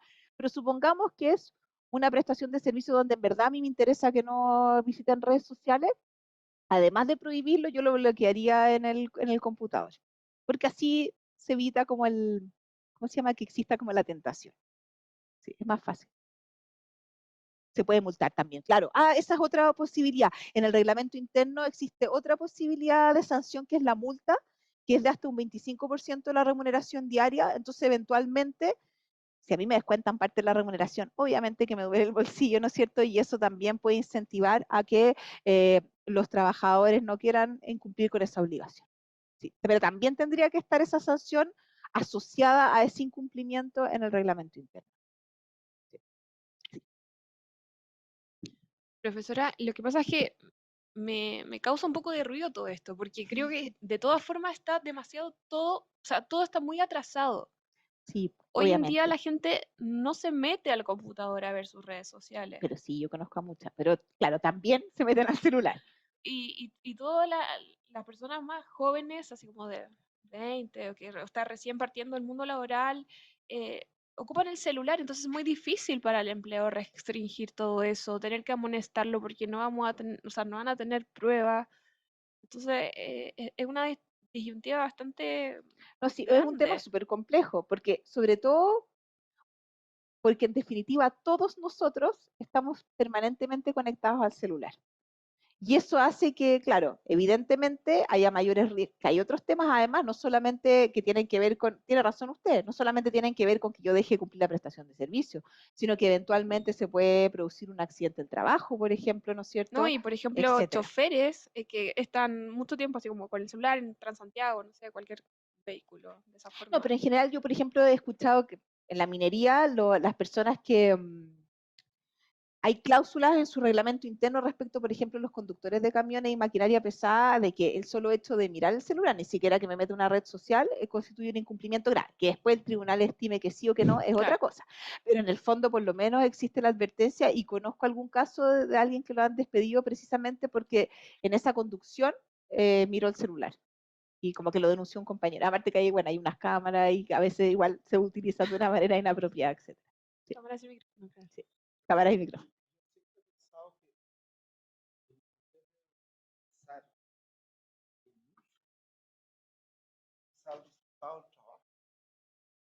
También. O sea, tú no tienes para qué llegar a decir usted estuvo chateando, mire, usted no ha cumplido ninguna meta. Infracción laboral. Sí. Es que entonces en ese... Y el uso celular se puede pesquisar por un supervisor a azar. Oye, estoy todo el día chateando, etc. Ah. No, pero ahí sí.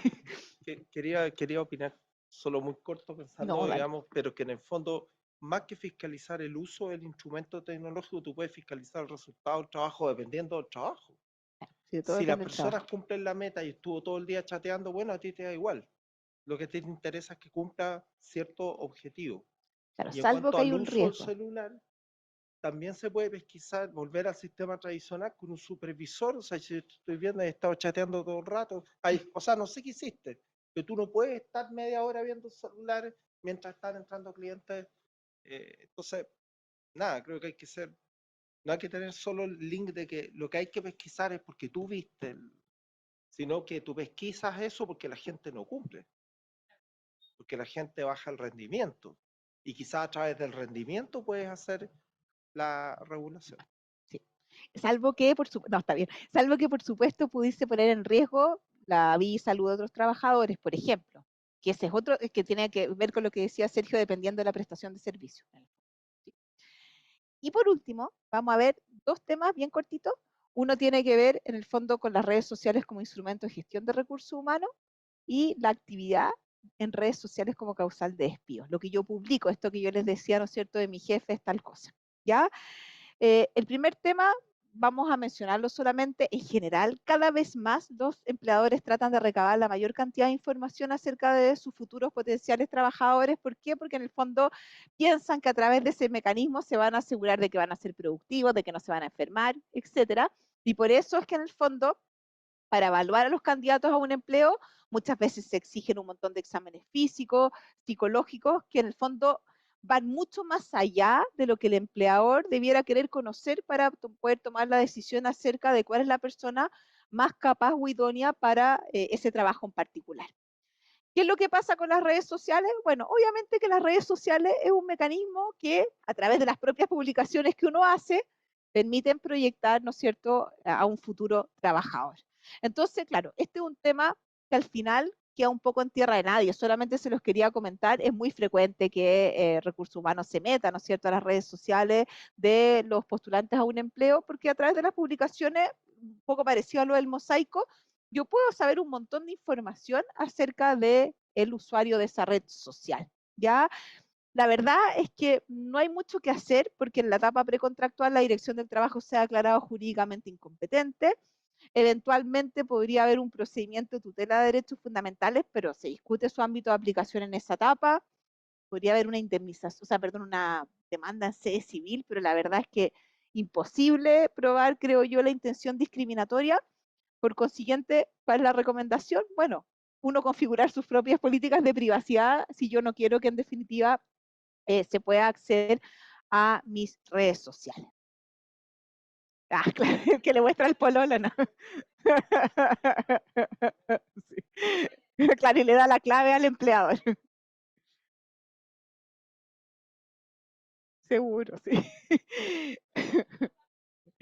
Entonces, ¿qué va a pasar acá? Vamos a ver qué pasa con las publicaciones ahora. Con lo que yo en definitiva voy publicando, también vamos a ver algunos fallos para que se hagan una idea y vamos a hacer un par de comentarios también en relación a la libertad de expresión, que en el fondo es un derecho que está estrechamente vinculado con este tema. Una sentencia declaró procedente el despido por considerar que no solo se expresan ideas, opiniones o información en un blog, esto es súper importante que sea un blog, ¿ya?, sino que se intimida a un directivo de la empresa, pues se lanzan mensajes que inducen a la violencia. Dice, si alguien sabe su nombre y dirección, que lo ponga en el foro que lo demás ya nos encargaremos los otros. Ya había una amenaza, el blog no tiene una expectativa de privacidad. Es un poco parecido al Twitter el blog al final, ¿no es cierto? En cuanto a las expectativas de privacidad. Todo lo contrario, el blog yo quiero que lo lea la mayor cantidad de personas posible. Lo mismo sucede con el Twitter. En general yo pongo como estos hashtags, no sé cómo se llaman, porque efectivamente quiero que a través de ese link me lea la mayor cantidad de personas posible. Ya vamos a ver eso un poquito también. Acá, otro fallo. El empleado reconoció la improcedencia del despido, pero es la primera vez que se analiza la posibilidad de sancionar a un trabajador por haber publicado en su perfil de Facebook un comentario ofensivo para su empleador. Había una parte donde estaba formación y empleo y puso Fox y Sillet, era su empleador, entonces puso ese comentario. Ya al final el empleador en verdad dijo que reconocía la improcedencia del despido, pero fue una de las primeras veces que se discutió este tema. Y acá está un caso que en definitiva, bueno, ahí lo van a ver ustedes, dice, se declaró procedente el despido de una trabajadora en un supermercado por considerar que su conducta daña la imagen de la compañía y vulnera toda medida preventiva contra asaltos. ¿Qué había hecho ella? Había subido varias fotos a Facebook, aparecía en el centro de trabajo con el uniforme, entonces podía identificar la empresa, bueno, había una actitud sugerente y además mostraba la ubicación y el modelo de la caja. ¿Ya? Entonces, ¿cuáles son como las conclusiones que nosotros podríamos sacar hasta acá? ¿Cuáles son las preguntas que debiéramos formularnos? ¿Podrá el empleador utilizar aquello que yo publico en una red social como una causal de despido? ¿No es cierto? En el fondo, ¿será una afectación de la privacidad? Y claro, si nosotros utilizamos un medio accesible como un blog al que pueda acceder cualquier persona, podríamos entender, y esto lo vamos a ver desde la expectativa de privacidad y después lo vamos a ver desde la perspectiva de la libertad de expresión. Podríamos entender que yo tengo la intención de difundir lo que publiqué en ese blog, ¿no es cierto? ¿Por qué dijo este fallo? Que la web blog, el blog, no va dirigido a ninguna persona en concreto y conlleva que cualquier persona tenga acceso, porque en el fondo es un espacio abierto y por lo tanto se entendería que yo estoy renunciando a la privacidad del contenido. ¿Ya? Un poquito parecido a lo que habíamos comentado a propósito de la expectativa de privacidad. Y en este caso en particular, en el fondo se ha hablado de la expectativa de privacidad en relación precisamente a los límites que podría tener en relación a las redes sociales. Y se dice lo siguiente, que yo como usuario de una red social determinada siempre puedo escoger quiénes van a leer el mensaje. Ya vamos a ver qué es el contenido del mensaje, pero ahora estamos viendo quiénes pueden leer el mensaje, ¿no es cierto? Dice, al realizar publicación en una red social, esta reviste cierto carácter de publicidad, porque en el fondo yo estoy publicándolo y estoy consintiendo de alguna manera en que terceras personas tengan conocimiento. ¿Ya?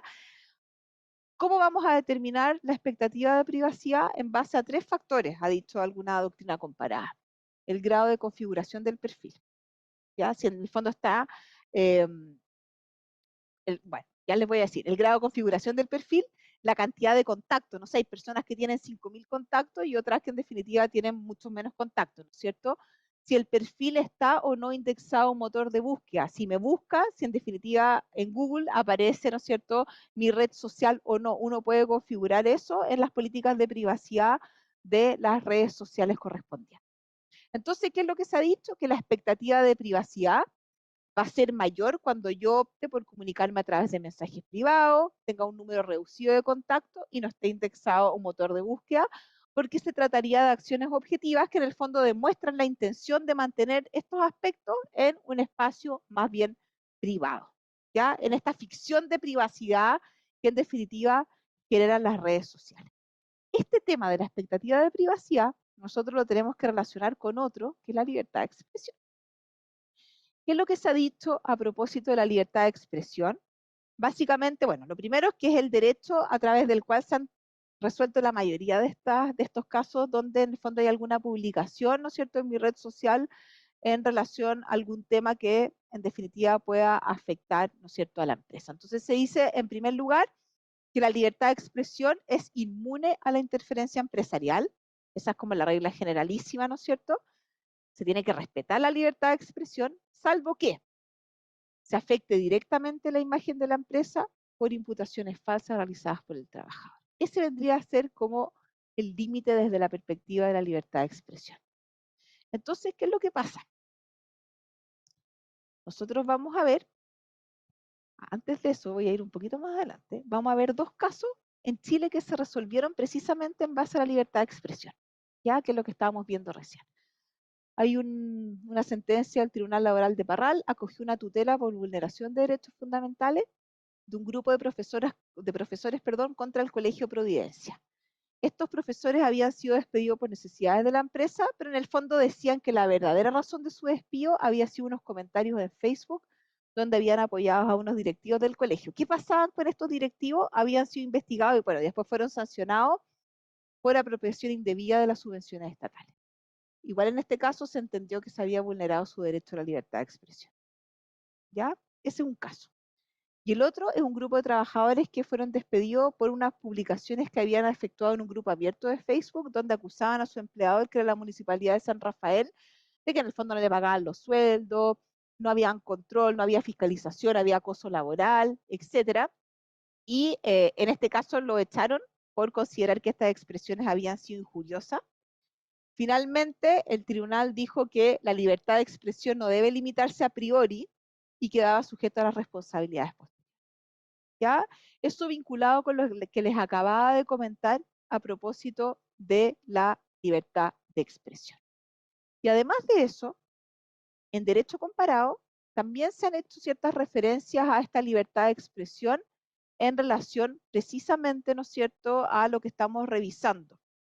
¿Qué es lo que se ha dicho en relación a la libertad de expresión en el lugar de trabajo? En el artículo 10 de la Convención Europea se ha dicho que las restricciones a la libertad de expresión tienen que estar prescritas por ley y necesarias en una sociedad democrática. ¿Cuándo van a ser necesarias para una sociedad democrática? Cuando se protejan los derechos de terceros y se impida la divulgación de información confidencial. Y por otra parte, en Estados Unidos también se protege la libertad de expresión de los trabajadores. En el fondo lo que se protege es que los trabajadores puedan discutir incluso online, ¿no es cierto?, los términos, condiciones, desempeño laboral, niveles de personal, etc. Y se dice que estos trabajadores que discuten estos temas no deben tener temor a sufrir represalias. ¿Ya? Les voy a comentar otro fallo chileno que tiene relación con este tema de la libertad de expresión y después vamos a volver atrás a un último tema que nos quedaron como 2 diapositivas ahí rezagadas. Este es un caso, ¿no es cierto?, que es Cabello con Sodimac, ¿no es cierto? Acá, en el fondo, el actor fue despedido por incumplimiento grave de las obligaciones del contrato porque la empresa, que era Sodimac en este caso en particular, vio un video en YouTube que se llama Succionado. Y esta persona en el fondo corría por el pasillo y se tiraba, ¿no es cierto?, adentro de un material aislante que estaba como en unas cajas. Ya. Lo voy a buscar. El traje con las patas arriba. Claro. ¿Y qué es lo que pasó en esta sentencia en particular? Se desechó la demanda de tutela porque en el fondo se entendió que la demandada tomó conocimiento del video a través de un medio de comunicación pública y de carácter universal, YouTube, ¿cierto?, por lo que no se habría vulnerado la garantía de inviolabilidad de la comunicación privada. Igual se acogió la acción por despido injustificado porque en el fondo, bueno, yo también creo, no sé, dijo que el tribunal consideró que lanzarse sobre una espuma aislante no conlleva un incumplimiento grave de las obligaciones. Claro, puede haber algún tipo de incumplimiento, pero grave, la verdad es que yo también creo que no. No, y eso es lo más importante. Debió haberse acogido la tutela porque el trabajador fue filmado por un tercero y ese tercero subió el video. Por lo tanto, no existiría responsabilidad del trabajador despedido, en definitiva. ¿Ya? El amigo, claro. Y bueno, y además creo yo también que no se aprecie un perjuicio real a la empresa porque se haya grabado a este trabajador, ¿no es cierto?, haciendo un video que se tiraba sobre la espuma aislante. No encuentro tan grave, la verdad. Vuelvo un poquito atrás, solo para comentarle 2 temas que tienen que ver también con la prueba de incumplimientos contractuales. Acá hay 2 sentencias, en el fondo se declaró procedente un despido por quebranto de la buena fe de un trabajador que tenía una licencia médica por depresión, tras constatar el empleador por unas fotos publicadas en Facebook que el trabajador realizaba salidas nocturnas y consumía alcohol. La verdad es que acá es la verdad que es bien criticable, ¿no es cierto? ¿Por qué? Porque de partida, en este caso en particular, las fotos que había publicado este trabajador en Facebook se consideraron como un medio de prueba lícito, ¿ya? Y eso en definitiva en el caso del derecho chileno, ¿no es cierto?, la prueba que se obtuviese con afectación de derechos fundamentales no podría considerarse una prueba lícita, Bueno, y además hay otro tema, que en definitiva el hecho de que consuma alcohol o no, ¿no es cierto?, estando con una licencia médica por depresión, no implica que yo no tenga depresión efectivamente, ¿no es cierto? De hecho, muchas veces las licencias por depresión ni siquiera hay que hacer uso de la licencia en el domicilio todo el tiempo. Entonces, la verdad es que una licencia por depresión no obstaría que la persona pueda salir en definitiva, ¿ya? Pero tiene que ver con la ilicitud de la prueba. Y hay otro que también podría pasar ahora de todas maneras, bueno, y en el 2022, es más actual, dice, se declara procedente un despido de un trabajador con reposo médico, tenía lumbago, que realizó varios videos a través de TikTok en los cuales realiza actuaciones incompatibles con el estado de salud que supuestamente impedía la prestación de servicio por una transgresión a la buena fe. Y acá, claro, ¿cuál es la discusión acá? Que en definitiva es una discusión bien actual. Se relaciona con los alcances de las facultades del empleador respecto de conductas extralaborales, pero que en el fondo tiene un impacto en la marcha de la empresa, porque si bien yo no le estoy pagando la remuneración, este trabajador está con licencia, está recibiendo un subsidio, ¿no es cierto? Igual lo voy a tener que reemplazar, ¿no es cierto? Eventualmente darle su trabajo a otra persona, etcétera. Entonces, desde esa perspectiva se genera esta discusión, pero la verdad es que igual es una prueba ilícita. Ah, bueno, ahí, no, no sé. Y salió en la tele después. Claro, claro. Sí. Sí que bueno, con eso creo que hemos tocado varios temas. En el fondo son cosas que de a poquito se van a ir resolviendo a través de la jurisprudencia. Yo creo que este es un tema que la verdad que es difícil de legislar en términos genéricos, que en definitiva es la misma jurisprudencia a través de sus fallos, ¿no es cierto?, los dictámenes de la Dirección del Trabajo, de los cuales nosotros podemos ir extrayendo ciertos elementos que en el fondo nos permiten ajustarnos a las nuevas tecnologías de la mejor manera que se nos vaya dando dentro de una empresa, en el contexto también de las tecnologías que se van presentando en esa empresa en particular. Yo no sé si alguien en la casa tiene alguna duda. Vamos a esperar, sí. ¿No? Parece que no. No. ¿Acá?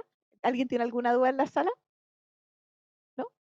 Ya, entonces vamos a quedar hasta acá. Pucha, ojalá es que les haya quedado bien claro. Súper buena pregunta. Justo alcanzaron a hacer una pregunta, dice, ¿es aplicable a los grupos de WhatsApp las reglas señaladas para los correos? No, pero ojo que los WhatsApp cada vez más se están aceptando como un mecanismo lícito para efectos de comunicarse al interior de la empresa. ¿Por qué les comento esto? Porque, por ejemplo, en el caso chileno hubo un caso de acoso sexual a través precisamente de un grupo de WhatsApp, ¿no es cierto?, de los médicos del hospital el hospital médico del profesor, donde efectivamente, como el doctor jefe, acosaba sexualmente a una doctora que trabajaba en ese hospital a través del WhatsApp, como que se utilizaba para efectos de trabajar. Y en derecho comparado incluso se ha dicho a propósito del WhatsApp que también sería un mecanismo idóneo para efectuar comunicaciones a los trabajadores, dado el avance de las nuevas tecnologías. Igual es un tema que genera bastante controversia porque en caso que en algún minuto se legisle el derecho a la desconexión en términos genéricos, es súper difícil controlar ese derecho a la desconexión en un WhatsApp que se mande a el celular personal del trabajador. Distinto si es el celular corporativo, porque a lo mejor se puede bloquear, pero el celular personal genera el problema, yo creo, un tope con el derecho a la desconexión, creo yo. Sí, acoso sexual. Sí, no, y en derecho comparado también como mecanismo de comunicación oficial. Sí, sí, no, de todas maneras, sí.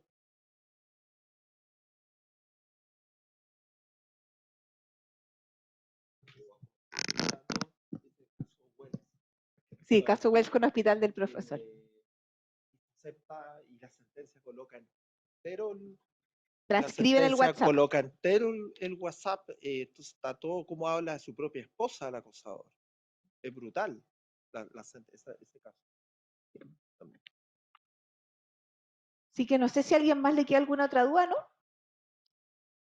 Wells con hospital del profesor. Hospital del profesor.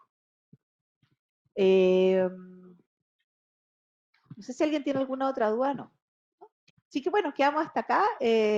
Un gusto para los que están en la casa, se pueden ir desconectando si es que así lo quieren. Yo aprovecho de, agradecer nuevamente el tiempo y la disposición de Caterina, que siempre muestra un compromiso increíble con el programa. También, bueno, aprovechar de saludar, no lo mencioné al principio, pero hoy día hay exalumnos que nos acompañan, así que también para nosotros es rico mantener esa comunicación y la comunidad que tenemos con los egresados. Hay alumnos que están matriculados para esta versión, así que ya están empezando a calentar motores para lo que se viene, y espero que todos los que tengan interés en acompañarnos en esta aventura también se vayan sumando. Así que agradecer a nuestro director también por estar acá y que tengan una muy buena